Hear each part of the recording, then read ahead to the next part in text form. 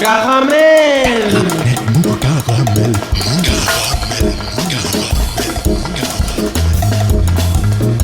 Caramel.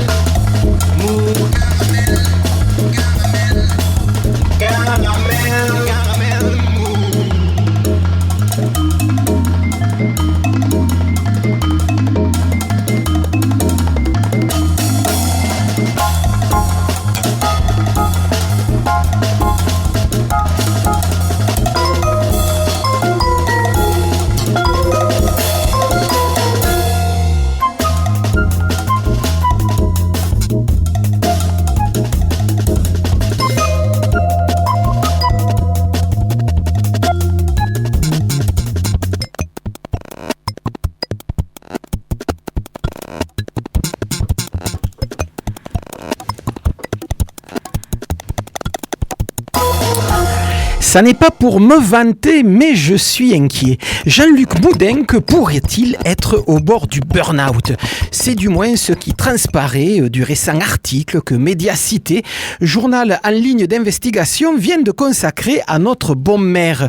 Et puis, on y apprend ainsi que depuis son élection de 2014 à la mairie de Toulouse, Jean-Luc Moudenc cumule 3 activités. Maire, président de l'agglo Toulouse Métropole et haut fonctionnaire du ministère de l'économie et des finances, sans affectation jusqu'en 2016, puis intégrant à partir de juin 2016 le contrôle général économique et financier.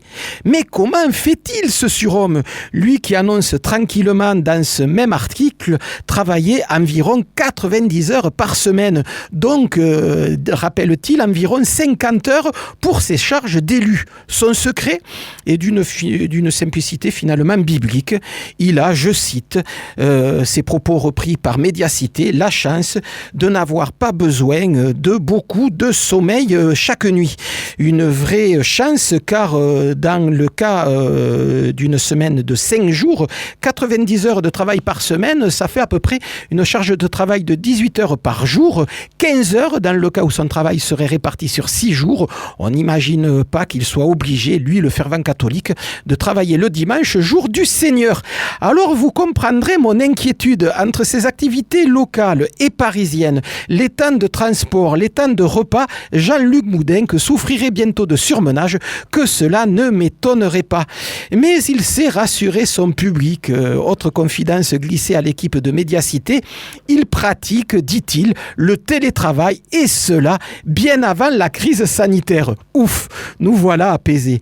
Dernier détail, si l'on voit bien que le patron du Capitole a, selon ses dires, bien organisé ses temps de travail de façon même optimale, il apparaît néanmoins que son implication au sein du CGEF est finalement peu importante. S'il dit avoir participé à la réalisation de 2 revues de dépenses, c'est le terme technique pour dire deux dossiers, entre 2016 et 2017, un de ses collègues contacté par Mediacité à l'époque où il aurait écrit ces 2 rapports avait révélé que sa contribution dans le cas de la seconde étude s'était limitée à une consultation, je cite, dans le cadre d'un entretien à titre bénévole, comme les 110 autres personnes contactées par les inspecteurs pour cette étude. Il n'empêche, c'est environ 8 800 € par mois qu'il a touché en 2015, 2016 et 2017 au titre de ce poste de haut fonctionnaire, plus environ 6 500 € pour ses fonctions électives, soit à peu près 15 300 € mensuels. Pas mal en tout cas pour celui qui en 2015 avait supprimé la gratuité de la cantine pour les 7000 élèves toulousains dont les parents gagnaient moins de 1300 € par mois. Étonnant, non ? Salut les filles, c'est Joe Kangourou pour un nouvel épisode de Caramel Mousse, saison 33, réalisé aujourd'hui par la paire la plus diabolique de ce petit studio Kitchenette, formé de Thomas Delafosse et de Paul Benaïn. Aujourd'hui, on parle de musique, de jazz et de big band. On parlera peut-être également de pédagogie avec le saxophoniste David Potrick, qui en plus de tout ça nous présentera l'autre big band, une nouvelle formation toulousaine de 18 musiciens qui fera sa première apparition sur une scène jeudi prochain, 16 septembre, à l'espace Job. Et puis, en fin d'émission, on écoutera la première chronique de cinéphilie décalée, foutraque érudite et néanmoins essentielle, de notre bon professeur Thibaut. Mais on commence tout de suite par la nouveauté nouveauté de la semaine, une nouveauté que nous a amené l'invité du soir, l'autre big band, ce nouveau big band qui étraînera ses cuivres jeudi prochain à l'espace Job. L'autre big band, nouvelle formation de 18 musiciens que l'on va commencer ensuite à écouter un peu partout dans la région. Blues, un morceau qui n'est pas encore inclus dans un album, mais ça finira bien par arriver. L'autre big band blues, c'est Caramel Mou et c'est tant mieux.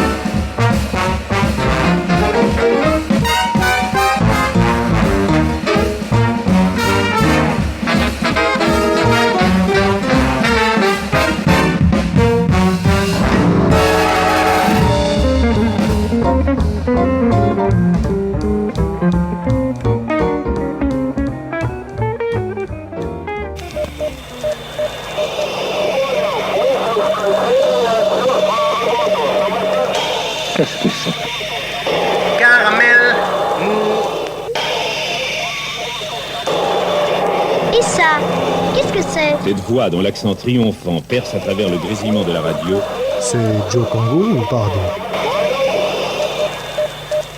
Voilà, toujours Joe Kangourou, vous êtes toujours à l'écoute de Caramel Mou et vous êtes sur Radio Campus et ce soir, je reçois David Potrick. Bonsoir. Salut Jean-Philippe.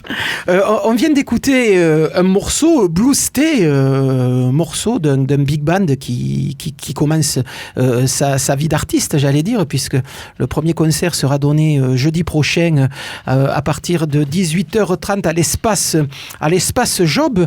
Mais avant de revenir un peu sur l'histoire de ce big band et les raisons qui font que vous avez trouvé obligatoire de monter cette nouvelle formation, il y a sans doute des idées de son aussi derrière qui traînent comme la plupart du temps dès qu'on monte une grosse formation comme celle-là.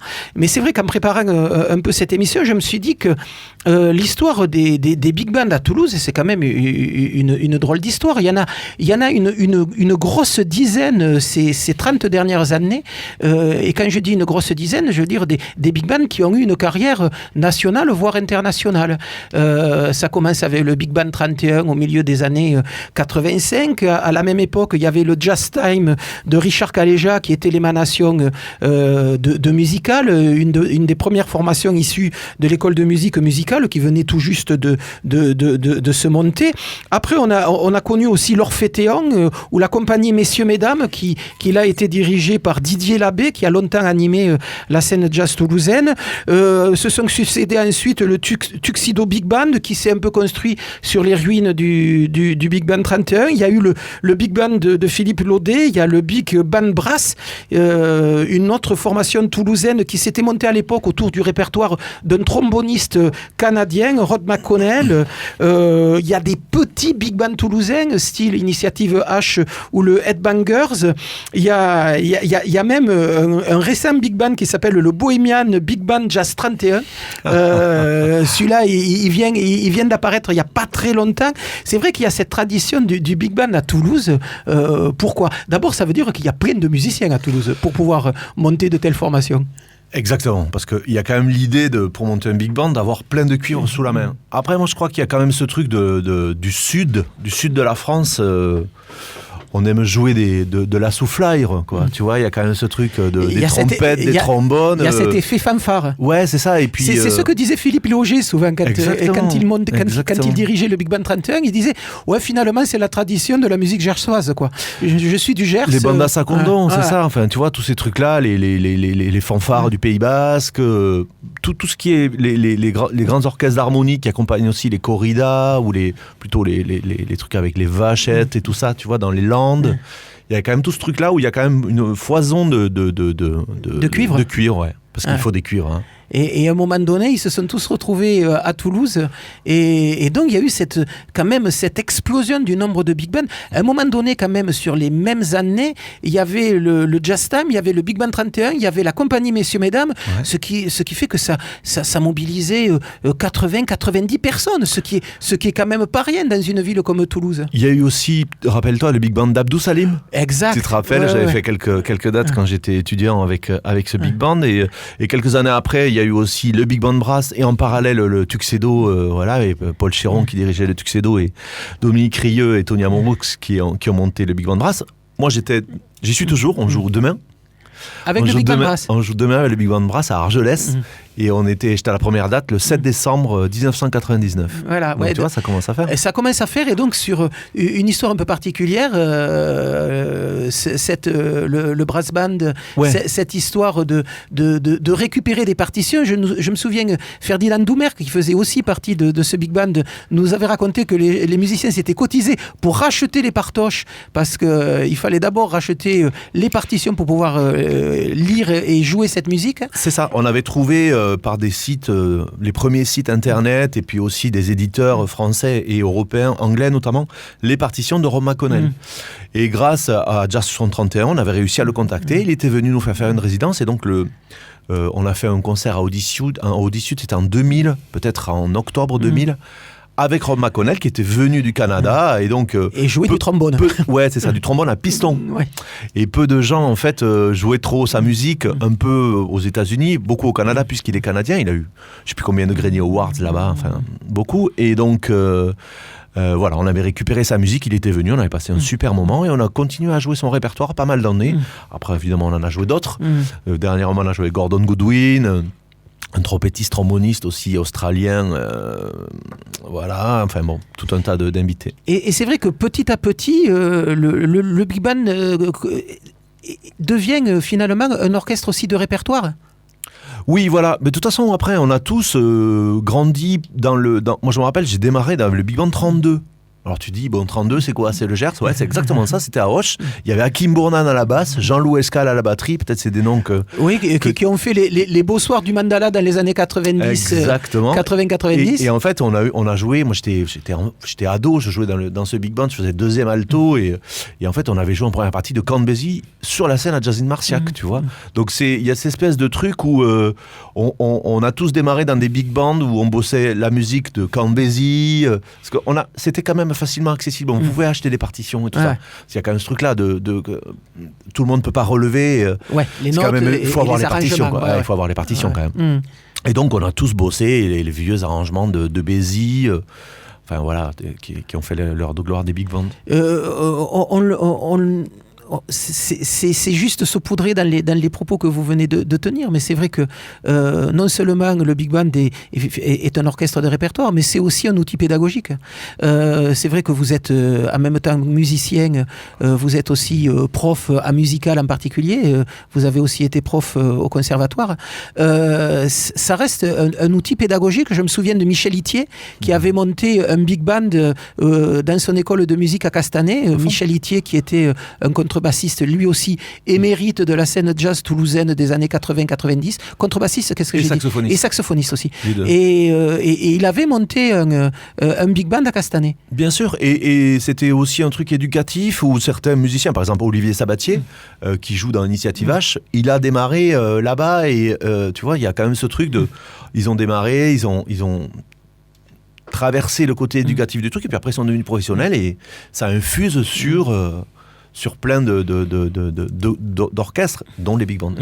Avant de parler de l'autre big band, on va rester un peu avec vous.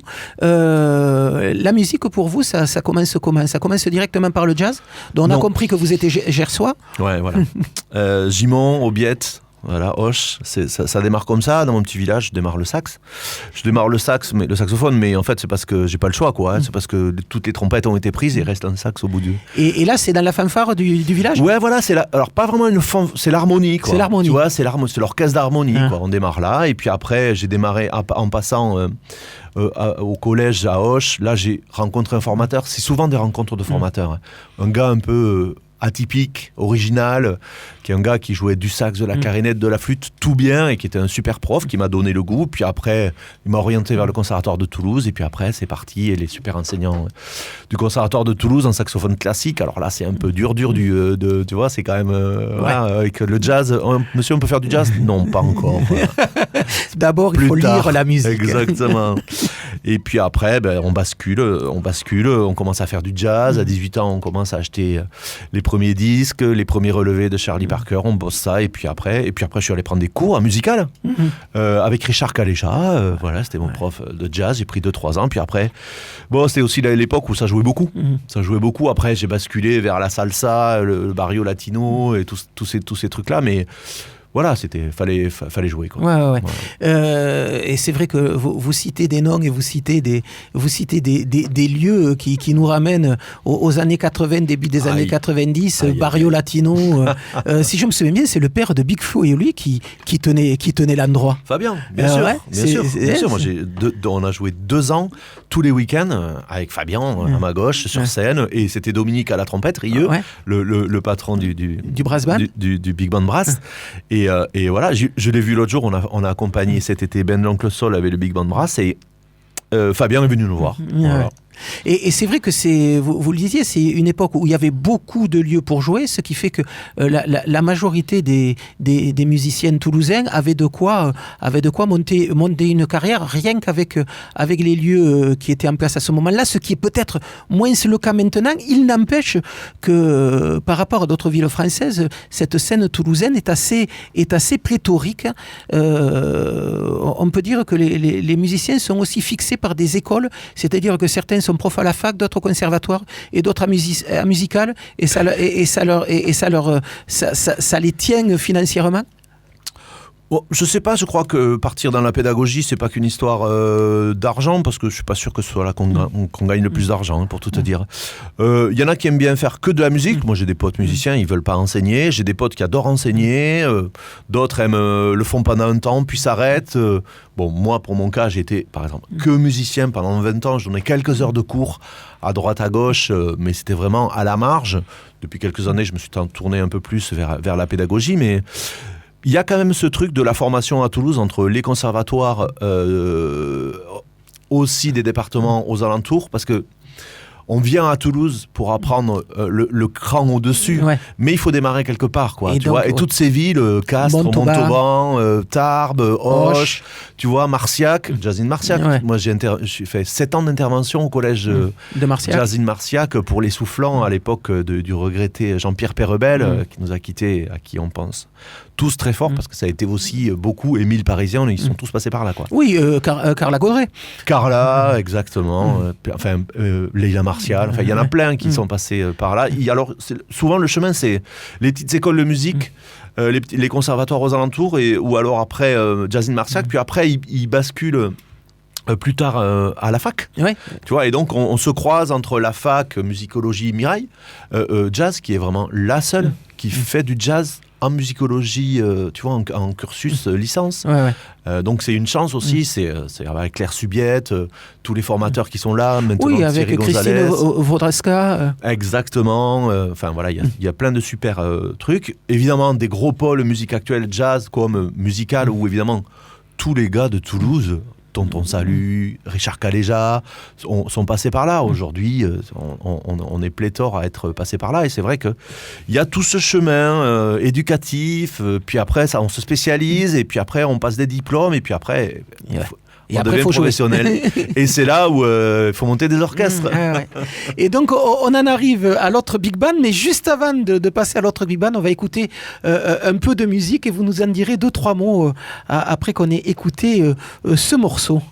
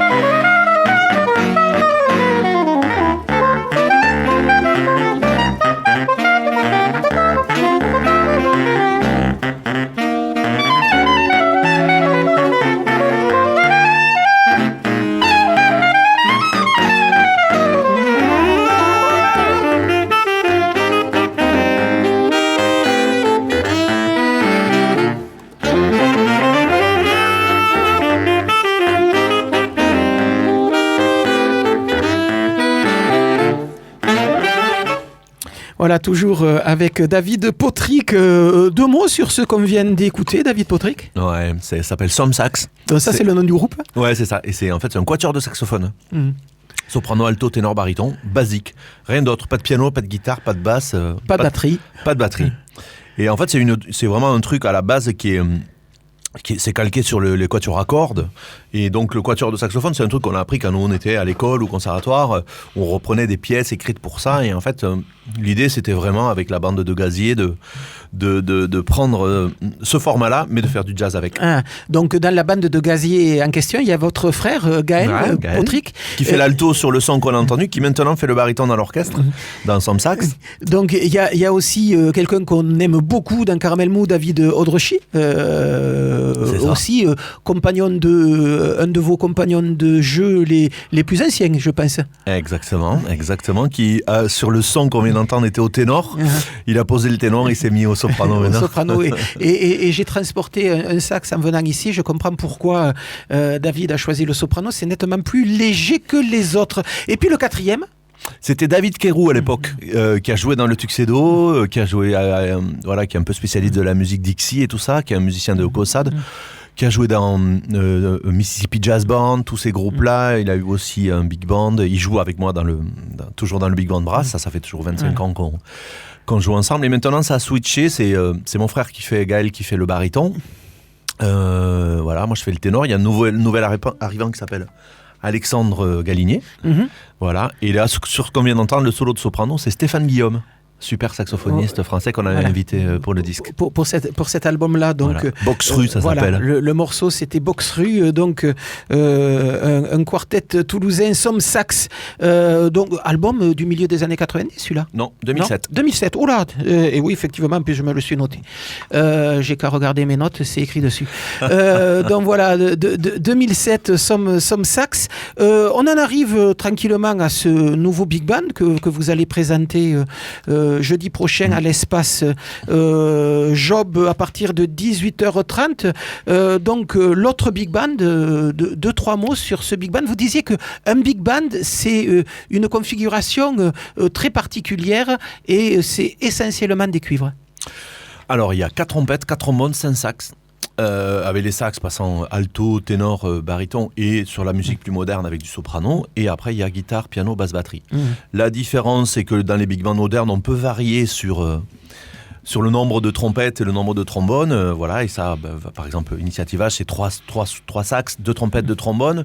Il y a un percu qu'il n'y a pas, il peut y en avoir. Par exemple, dans le big band de McConnell, le répertoire qu'on jouait avec le big band de Brass, il y avait 2 corps en plus.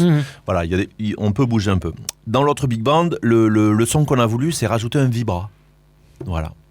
Joueur de vibraphone assez rare, y compris à Toulouse. C'est qui celui qui joue des maillotches? C'est Rémi Gouffaut, qui est aussi batteur. Voilà, qui va faire le vibra. Il y a quand même une petite tradition de vibra. Laurent Marc. Oui, Laurent Marc joue du vibra jazz depuis... Très longtemps, ça a été le seul sur Toulouse, ce qui fait qu'il jouait dans un nombre pléthorique de groupes, parce que dès qu'on voulait le son d'un vibra, il n'y avait que lui. Voilà. Laurent. Et Laurent Marc, qui s'est fait connaître dans la région avec un groupe de variété, enfin de pop variété, qui s'appelait K0.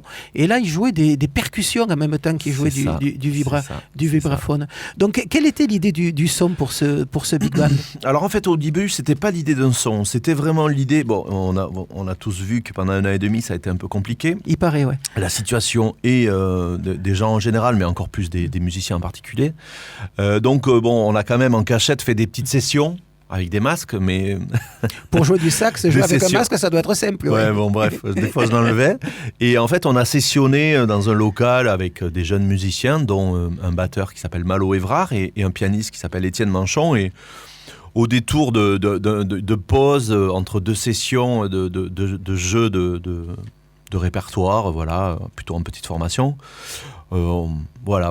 ça me trottait depuis un petit moment. Malo m'a émis l'idée, m'a dit putain, j'aimerais bien faire un big band de ces jours. Et puis avec Étienne, on s'est dit tiens, on va écrire de la musique. On va écrire de la musique, on va relever des trucs, on va écrire de la musique et puis on va voir ce que ça donne. Donc en fait, en cachette, On a démarré, on a écrit de la musique, on a convoqué des musiciens. C'était jamais vraiment les mêmes parce que, bon, tu vois, les gars ont aussi des résidences de leur côté, des concerts. Alors, il n'y en avait pas trop, mais voilà. Donc, on a fait ça et puis donc, ça a accroché. On a répété, la musique a plu. On a dit bingo, c'est parti, on monte cet orchestre.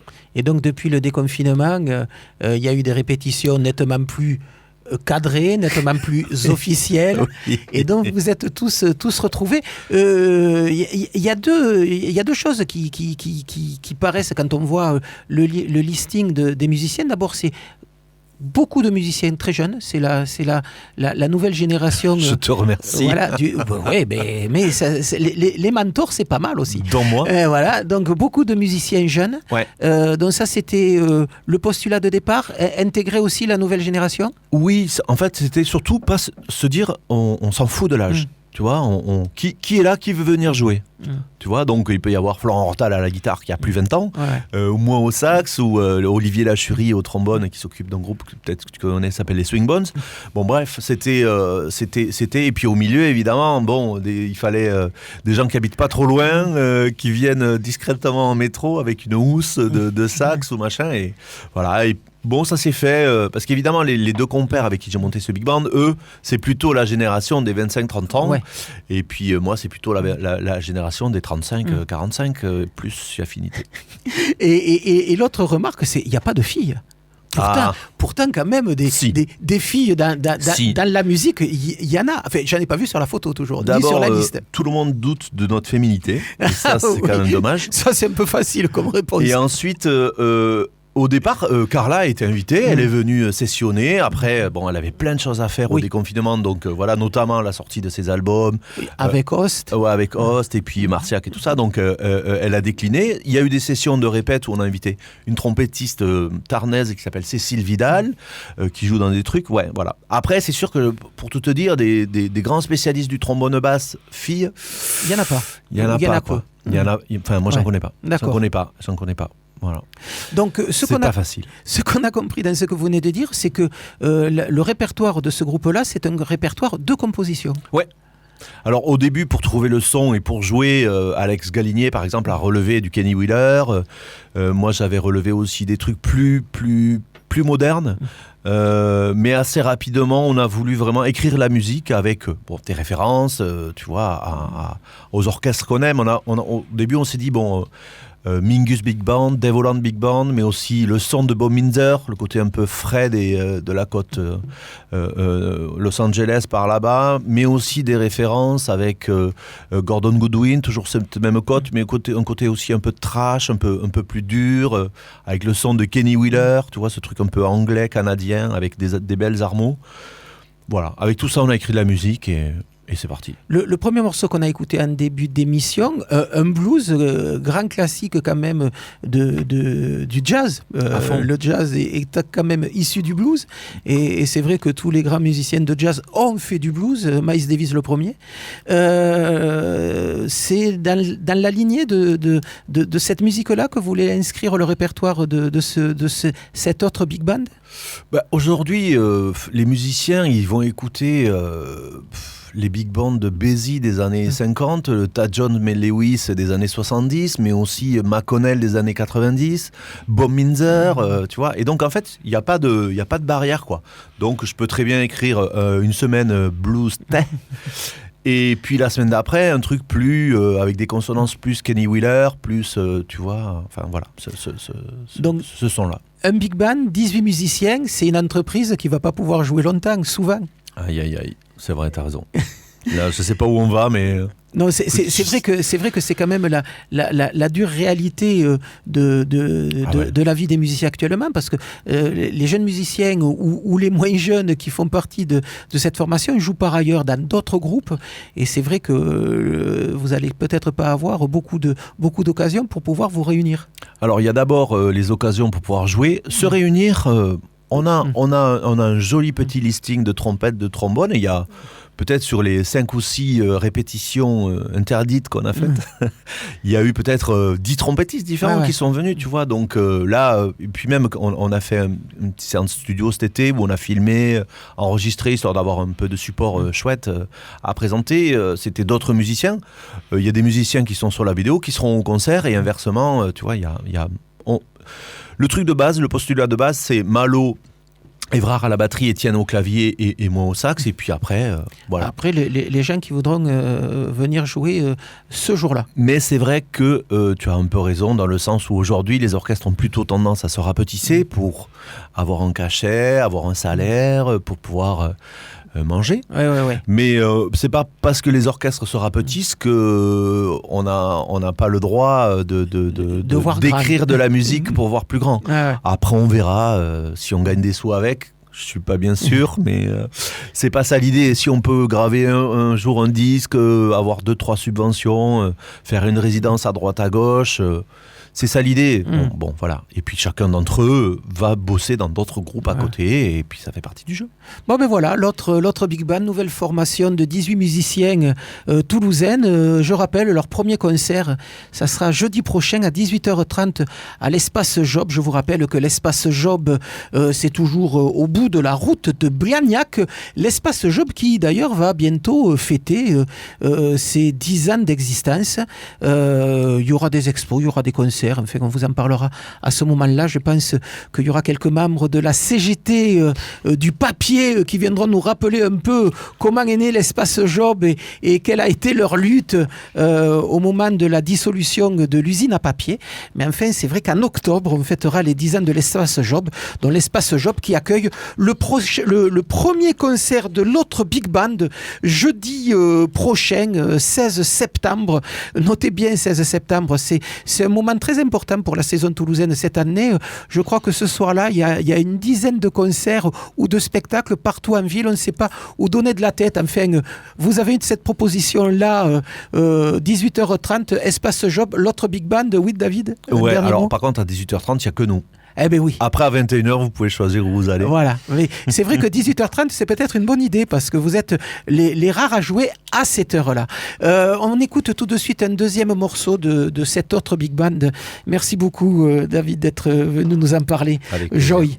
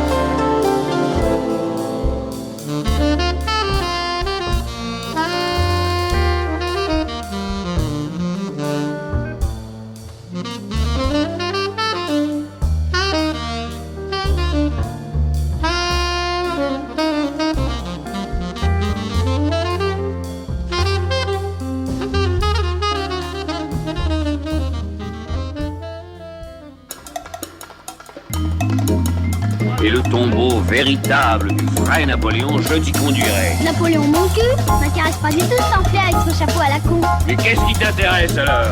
Caramel.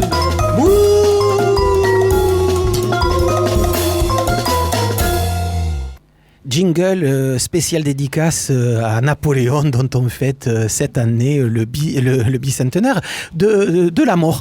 On vient d'écouter Joy de l'autre big band, de nouveau big band toulousain. David Potrick, juste avant de se quitter, les musiciens de ce Allez, big band. c'est parti, à fond. Bastien Maury, saxophone, Mathis Polak aussi, Ma Pomme, Alexandre Galinier et Gaël Potrick, saxophone, clarinette basse. Les trompettes, important la trompette. Oui. Guillaume Orgue, Simon Barrière, Cyril Latour, Adrien Dumont, le trombone. Tu aimes le trombone? Tu l'adores. J'adore. Guillaume Serreto, Sacha Lourtis, Igor Lavrenovic et Olivier Lachurie, le fameux trombone de basse que tout le monde nous envie. Florent Hortal à la guitare, le guitariste toulousain. Rémi Gouffot qui fait du vibraphone. Il est batteur, mais là il vient faire du vibra. Étienne Manchon au piano qu'on ne présente plus. Georges Storé, le grooveman à la contrebasse. Et Malo Évrard à la batterie. Voilà, à la contrebasse avec un superbe solo de contrebasse qu'on vient d'entendre dans ce morceau de Joy. Donc je rappelle l'autre big band jeudi prochain 18h30 à l'espace Job. Merci beaucoup David Potrick d'être passé par cette émission. Et puis je vous présente le personnage en face de vous qui aujourd'hui arbore magnifique, je vous le piquerai pas parce qu'il sera vraiment trop petit pour moi, mais un magnifique t-shirt des Krams. Celui-là, c'est un vintage. Il est d'origine. J'ai un regain de verdeur. Ah ouais. Là, au grain, au début des années 80. Ah, c'était quelque chose. Ce concert, je devais avoir 13 ans. 12-13 ans, je crois. Yves Poison avait été terrible. Oh là, la plus belle femme du monde. Tout à fait. La plus belle guitariste du monde. Et qui jouait la plus belle guitare du monde, parce que sa grèche rouge, là. Grèche magnifique, Elle était magnifique. Mais je vois qu'on fréquentait les mêmes lieux à la même époque, mais sans doute pas avec le même âge. Il me semble que j'en avais 23 ou 24 le soir de ce concert. Mais nous étions des gens de goût. Déjà, nous étions des gens de goût et vous allez nous en donner une nouvelle preuve. Donc David Potrick, notre bon professeur Thibault ici présent, est là pour nous parler de cinéma. Et aujourd'hui, on va parler aussi de la Cinémathèque, vénérable institution toulousaine s'il en est. Tout à fait. Alors, je n'ai pas lancé mon cri de guerre et j'en suis désolé, mais je vais le faire maintenant. C'est bonsoir, petite fée de la FM. Bonsoir, professeur, c'est formidable. Et voilà. Alors, question rentrée. Alors, je savais pas quoi faire, en fait, ce soir. Je vous avoue que j'étais un peu perdu.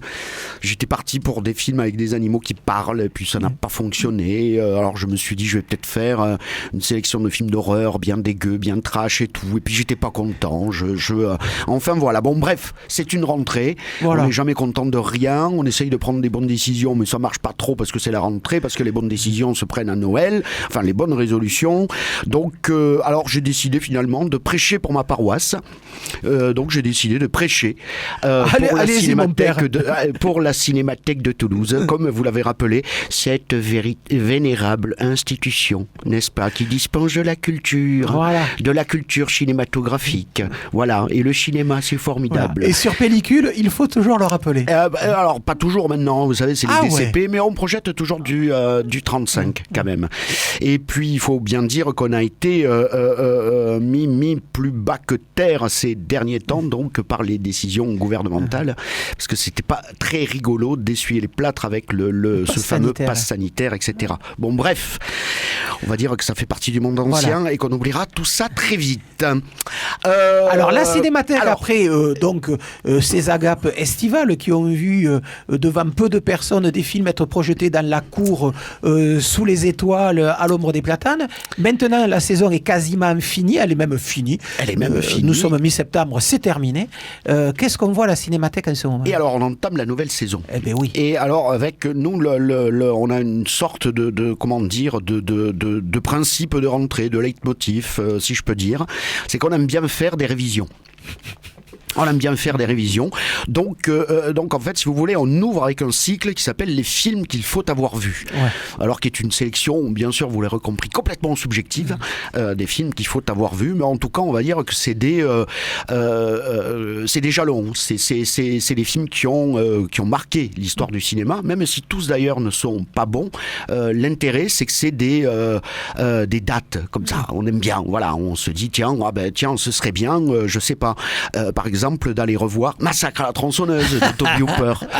Vous voyez que c'est un petit peu orienté quand même. C'est un petit peu orienté. Mais il faut l'avoir vu, Massacre à la tronçonneuse, et il faut l'avoir vu au cinéma parce que c'est vraiment une véritable expérience de cinéma. Alors je vais pas rappeler le pitch de Massacre à la tronçonneuse, tout le monde le connaît.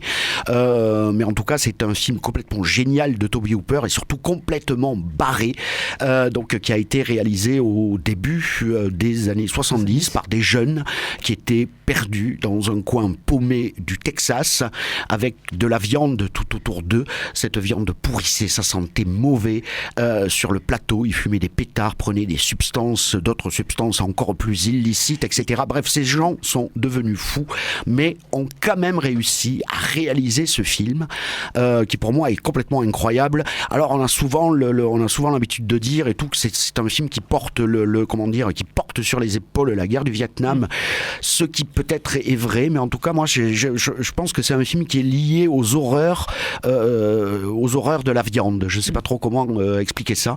En tout cas voilà, c'est une espèce de trip, de voyage sensoriel, solaire et absolument horrifique, dominé donc par cet ogre qui est Leatherface, qui pourrait être un ogre de conte de fées. Oui, de Pérou.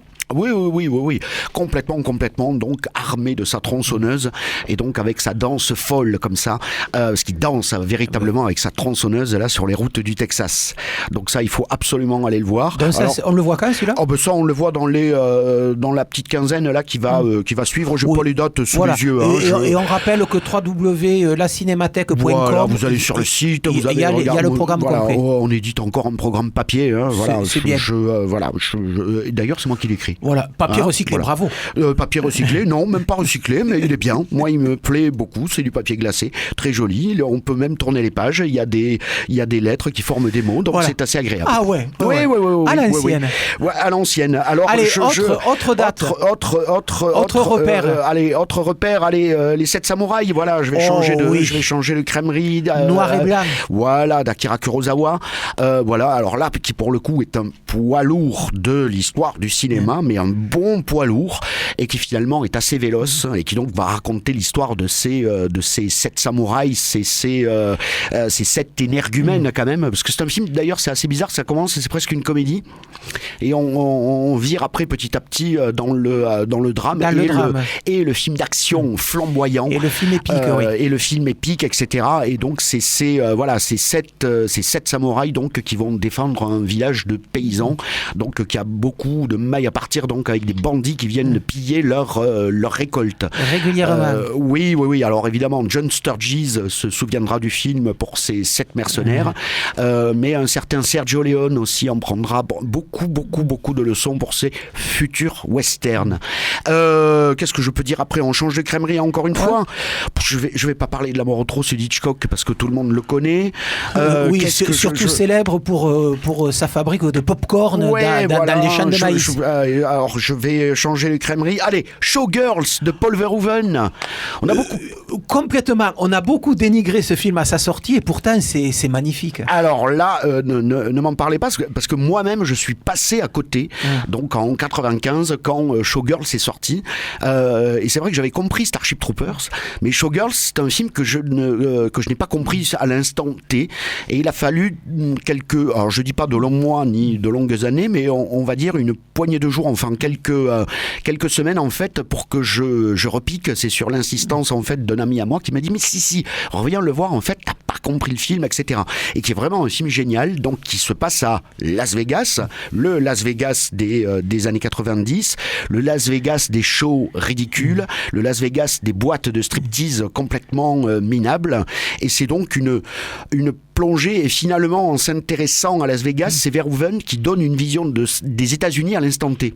Et ça c'est génial parce qu'il en donne une vision d'un pays en fait qui est accro à l'argent et au sexe, qui est complètement corrompu et surtout qui est d'une laideur absolument fascinante. Voilà. Et un hymne à l'arrivisme. Et un hymne à l'arrivisme et à l'opportunisme. Mais ce qu'il y a en fait d'hyper fort en fait dans le film, c'est ce personnage principal en fait qui est en fait une cruche, je suis désolé de l'appeler comme ça, mais une pauvre fille de la campagne qui arrive à Las Vegas pour réussir. Elle va réussir, mais finalement on n'arrive jamais à la détester et on éprouve de l'empathie pour ce personnage qui finalement est un petit peu monstrueux quelque part. Mais en même temps ballotté par les événements. Mais en même temps qui est complètement ballotté par les événements, et c'est cette espèce de mise en scène ultra énergique de Verhoeven où on arrive finalement à être transporté par des shows complètement minables et des spectacles de striptease complètement minables, et on arrive à se dire waouh, on est là dans la salle, on se dit c'est formidable et tout. Donc c'est moi j'aime bien l'ambivalence de ce cinéma qui finalement n'arrive pas totalement à détester le milieu qu'il décrit, ceci dit assez précisément à mon avis, et qui de notre côté dit non mais attendez, regardez ce pays, c'est absolument pas possible quoi, c'est absolument pas possible les États-Unis quoi. Et avec ce rôle de producteur qui est l'acteur fétiche de David Lynch, oui, qui est joué par Kyle MacLachlan, voilà. Qui alors lui qui est affreux. Ah oui, et lui on le déteste du début jusqu'à la fin. Il y a une scène d'amour dans une piscine, mais alors j'ai jamais rien vu de plus vulgaire que ça. Même dans les émissions de télé-réalité, on peut pas faire plus moche que ça, mais c'est absolument fascinant. Alors, et le petit hic d'ailleurs, pour la petite anecdote, c'est cette fameuse actrice donc qui a le rôle principal, Elizabeth Berkley. En fait, ça a complètement détruit sa carrière, mais c'est un des rares films de l'histoire du cinéma. Vous savez, aux États-Unis, il y a un truc qui s'appelle les Razzies, c'est-à-dire on décerne c'est des Oscars en fait pour les plus mauvais films qui sont sortis dans l'année. Showgirls en avait remporté une quantité astronomique, je crois, au niveau photo, scénario, mise en scène, acteurs, etc. Paul Verhoeven est venu chercher son Razzies, donc du plus mauvais metteur en scène de l'année. Il avait compris la petite touche d'humour. Le film s'est complètement écroulé au box-office américain, et finalement il a fallu un petit peu de temps en Europe, ceci dit, pour qu'on puisse finalement apprécier le film, et que maintenant en fait Showgirls donc est porté au nu donc par l'intelligentsia critique qui à l'époque le détestait complètement. Il avait descendu. Ouais, et c'est d'ailleurs très bizarre parce que moi c'est un cinéaste que j'aime pas beaucoup, qu'il a beaucoup défendu, qui s'appelle Jacques Rivette. Jacques Rivette a énormément défendu le film à l'époque. Je crois qu'il avait pondu un papier, je crois, dans les cahiers. Et donc l'actrice a complètement disparu des radars. L'actrice a complètement disparu des radars. Elle a toujours voulu à Paul Verhoeven de l'avoir embarqué là-dedans. De l'avoir embarqué là-dedans. Elle n'a plus jamais véritablement fait quelque chose de valable. Elle n'est jamais revenue, donc j'allais dire au top, mais c'est vrai que oui, elle était vraiment au top avec Showgirls. Voilà, ça c'est les dommages collatéraux de l'histoire du cinéma. Donc ce serait un bon sujet, ce serait une bonne chronique, ça. Les dommages collatéraux de l'histoire du cinéma. Ça serait pas mal, ça sera pour une prochaine fois. Donc allez voir ce grand écran, et on n'a plus l'occasion beaucoup de voir Showgirls ce grand écran, donc ça passe aussi à la Cinémathèque. Un dernier pour la route. Allez, un dernier. Alors je voulais parler de Sonatine, mais de Takeshi Kitano, mais j'ai déjà fait du cinéma japonais. Allez, on va j'essaye de trouver allez, je vais vous faire Manhunter de Michael Mann, qui s'appelait Le Sixième Sens. De son premier titre français, on l'appelle Manhunter maintenant. Pardon, je ne sais pas pourquoi, ça fait peut-être un petit peu plus original. Bon, sans doute. On va dire, ça doit être un truc comme ça. Donc Michael Mann, que maintenant tout le monde connaît à cause du dernier des Mohicans, à cause de Collatéral, à cause de Ennemi public, voilà, toute une série donc de grands films. Et ce Manhunter, en fait, était c'est la première apparition d'Hannibal Lecter, en fait, au cinéma. Voilà, qui n'est pas encore joué par Anthony Hopkins, qu'il a joué par un autre acteur dont je me rappelle plus le nom. Alors donc, c'est un thriller, donc, et bien évidemment. Hannibal Lecter, on va dire le héros récurrent de toute la série du Silence des Agneaux, voilà. et films qui ont suivi derrière. C'est exactement ça. Donc ça, c'est sa première apparition, alors qui est un polar, comme j'appelle moi, glacé, à la Michael Mann, avec ses magnifiques photos bleutées, etc. Mais qui est un polar qui va, qui est comment je pourrais dire, bicéphale, qui d'un côté donc va s'intéresser à une enquête excessivement précise donc du FBI pour retrouver cet horrible donc tueur en série qui assassine des familles entières. Et il y a un point de rupture dans le film qui, alors là, il fallait oser, et ça c'était, je pense que c'est la première fois qu'on faisait ça en fait au cinéma, c'est-à-dire que pendant toute la première moitié, donc on suit cet enquêteur qui s'appelle Will Graham, qui ne veut pas d'ailleurs repiquer à la table là et encore enquêter sur des serial killers parce qu'il a beaucoup de problèmes psychologiques. Mais on l'aime beaucoup, Will Graham, on sait qu'il va y arriver. Mais il y a ce point de rupture au milieu de film. Là, il fallait oser, c'est-à-dire que on va nous révéler qui est donc ce fameux serial killer et qu'on va nous faire partager en fait son point de vue. Et ça, c'est excessivement perturbant. Et déstabilisant. Ouais, c'est très, très, très déstabilisant. Surtout qu'il est question, encore une fois, d'empathie. Et Michael Mann arrive à faire ce truc qui est incroyable, c'est-à-dire que finalement, vous avez de l'empathie, en fait, pour un salopard fini. Et donc, du coup, on nage un petit peu dans des eaux troubles et de plus en plus troubles. Alors, je vais pas spoiler, mais il y a une sorte de happy end qui finalement n'en est pas un. En tout cas, voilà, c'est un des très très très très grands polars des années 80 avec Police fédérale Los Angeles de William Friedkin et Le King of New York d'Abel Ferrara. Voilà, moi je les mets ces trois films là dans trois mouvances différentes. Je les place au pinacle. Donc ça, c'est à ne rater sous aucun prétexte. Et puis si vous voulez avoir la suite de cette liste de films repères qu'il ne faut absolument pas qu'il faut absolument voir au moins une fois dans sa vie. Ben oui. Donc vous avez le site de la Cinémathèque, c'est toute la programmation de septembre. C'est septembre et octobre ou c'est que septembre? Là, c'est juste les 15 premiers jours de septembre, voilà. Puisqu'après on passe à Cinéspania. Et vous voulez que je vous dise, ensuite on a fait un petit cycle sur Berlin, Portrait d'une ville, voilà, en quelques films. Et surtout la grosse rétro, c'est Roberto Rossellini. Voilà, le père du néo-réalisme. Et on va bien s'amuser aussi parce qu'il y a une rétro Hammer Film. Oh oui, alors ça, formidable. Avec Dracula, le loup-garou, tout ça. Bon, ça, vous viendrez effectivement nous en parler à ce moment-là. De toute façon, vous venez la semaine prochaine puisque Caramel Mou a repris ses horaires classiques. Donc, classiquement, notre bon professeur Thibault sera là la semaine prochaine pour continuer à nous parler de cinéma. Allez, un peu de musique et on passe à la suite.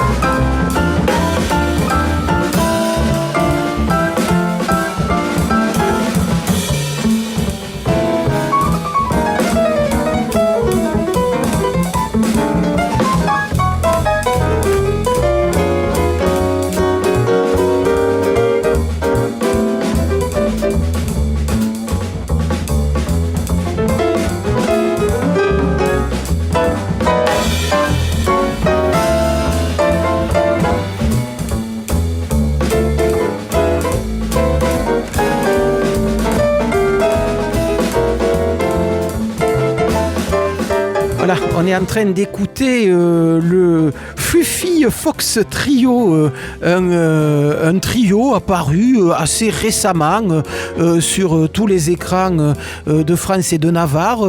C'était sur Facebook en direct, évidemment pendant le confinement. 3 musiciens toulousains, dont 2 que vous connaissez bien finalement.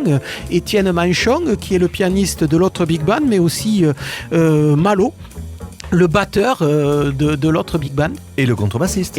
Georges, et voilà. C'est ce trio donc, qui sera l'ossature du big band. Voilà, et donc ce trio-là, dans le Fluffy Fox Trio, fait la réouverture du Taquin ce soir, puisque la semaine, vous allez vous le dire une bonne fois pour toutes, est marquée par une série de réouvertures, soit de saison qui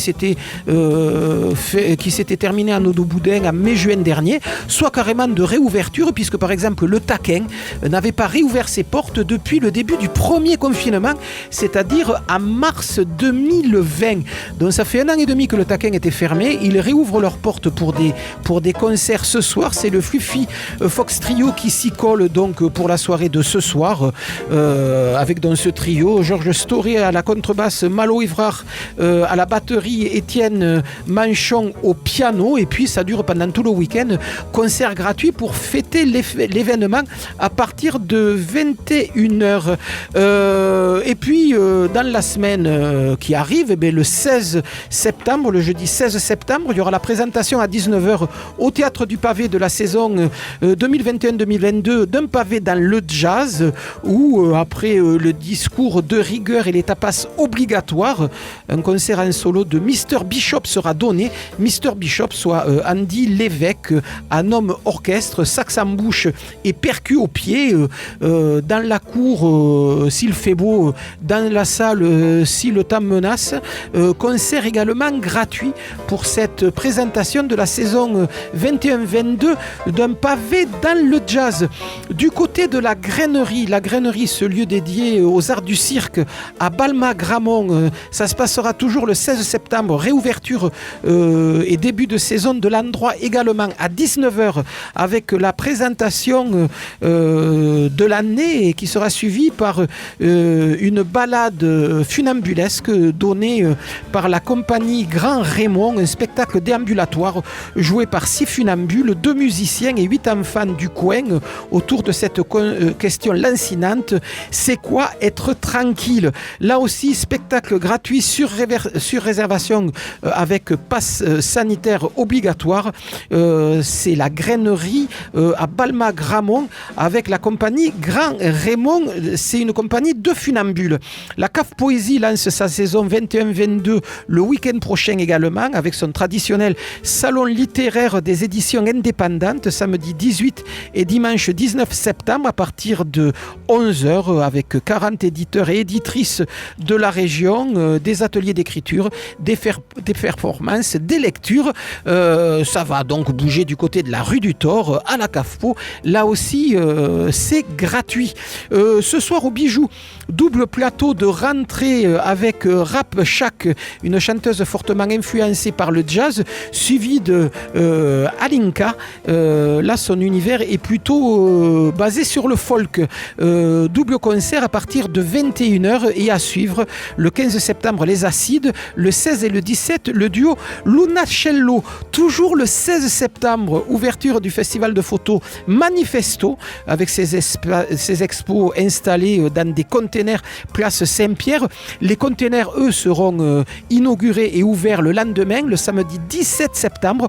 On reparle de tout ça dans 15 jours avec des gens de ce festival dédié à la photo qui viendront nous en parler dans Caramel Mou. Ouverture là aussi le 16 septembre du printemps de septembre, cette biennale consacrée aux arts contemporains et aux arts visuels. Programme à consulter sur www.printemps-de-septembre.com. En plus des expositions qui vont être éparpillées un peu partout en ville, il y a également des photos qui se donneront du côté des Beaux-Arts à ne pas louper, notamment la présence pendant ce festival qui va durer un mois, du 17 septembre au 17 octobre, la présence sur scène du trio Zombie à aller voir d'urgence. ce trio-là. Le Rex rouvre également ses portes le 16 septembre. Je vous dis, ce soir-là, on ne sait pas où donner de la tête. Avec un triple plateau toulousain à partir de 19h, il y aura Tom Tom, c'est du hip-hop. Il y aura Meshai, c'est de la pop folk. Et il y aura surtout Flakes, ce groupe de disco-funk à paillettes qui est en train d'enregistrer son premier EP. Il y a un clip qui devrait pas tarder non plus à sortir. Et donc, ils seront sur la scène du Rex pour la réouverture du Rex. Jeudi 16 septembre, le Métronome, lui aussi, réouvre ses portes avec le groupe Catastrophe. Ça se passe le 15 septembre à 20h. Catastrophe, de la pop plutôt imprévisible, insolite et décalée. Et puis, les 14 et 15 septembre, 2 soirées d'ouverture pour la saison du théâtre Sorano. Le 15 septembre, on pourra écouter la musique de The Hand, un duo formé du spoken word J.W. Sock, l'ex-chanteur de The X, et puis également accompagné par Nicolas Lafourest, un guitariste plutôt inventif, instinctif et singulier qu'on a énormément l'occasion d'écouter à Toulouse ces derniers temps. Et puis cet hiver, il avait été invité par un concert à la radio, cette série de concerts enregistrés dans les studios de Campus pour son solo qui s'appelle La Forêt. Dans le 15 septembre, on pourra l'écouter en duo avec J.W. Sock, un répertoire assez lancinant et très poétique. Et puis la veille, le 14 septembre, le même Nicolas Lafourest aura ouvert la saison donc du théâtre Sorano avec un autre duo dont il fait partie, Choc Gazelle.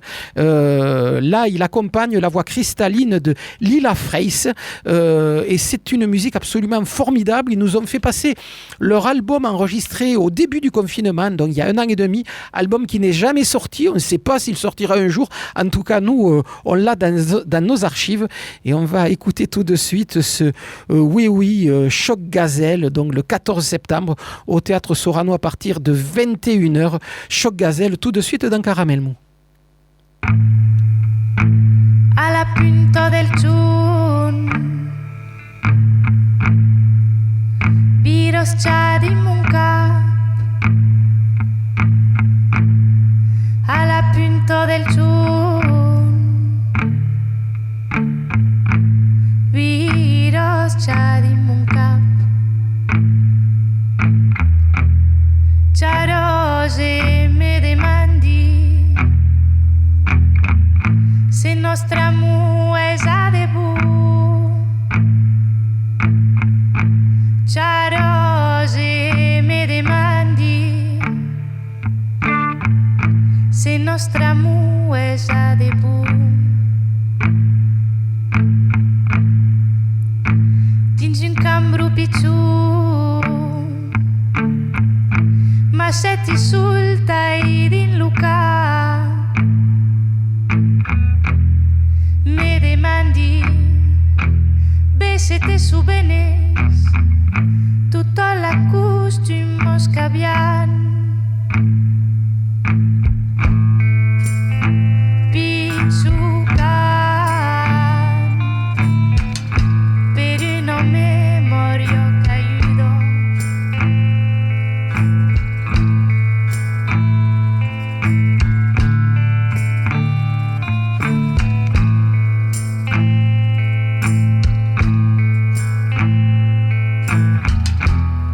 da che sto cai mi mai che mai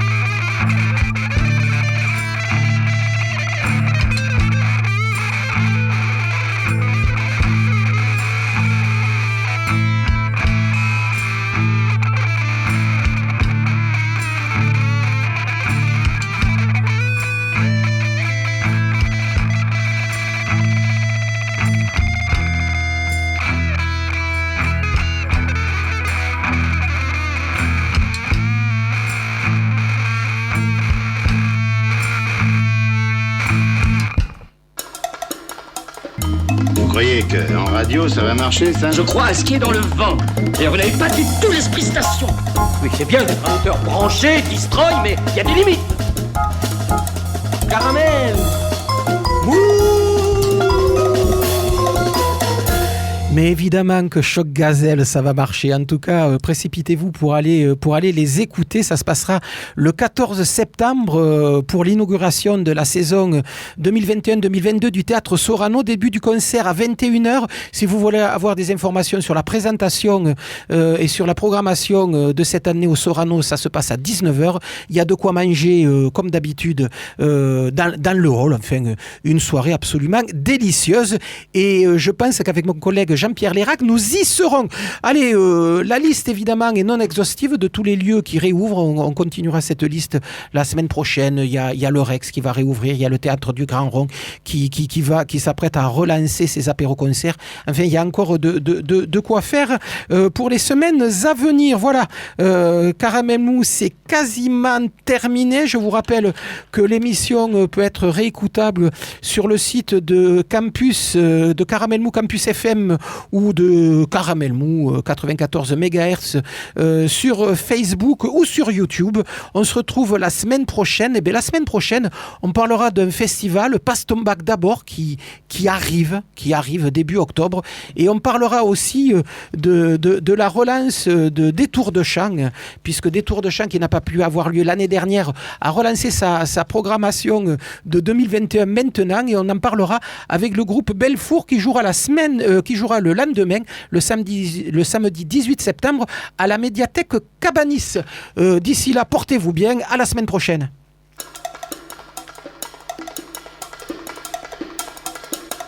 Caramel.